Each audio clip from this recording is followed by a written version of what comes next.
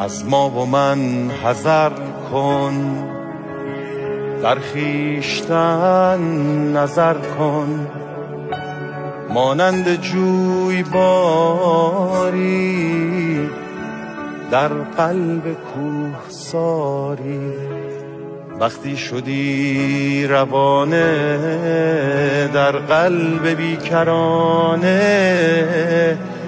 باید که راه باشی، هر سو پناه باشی. باید که مرد گردی، پیوسته درد گردی.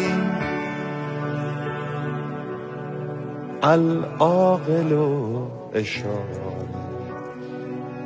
وقتی که میتوانی ناگفته را بخوانی، خورشید را ببینی در خویشتن بمیری.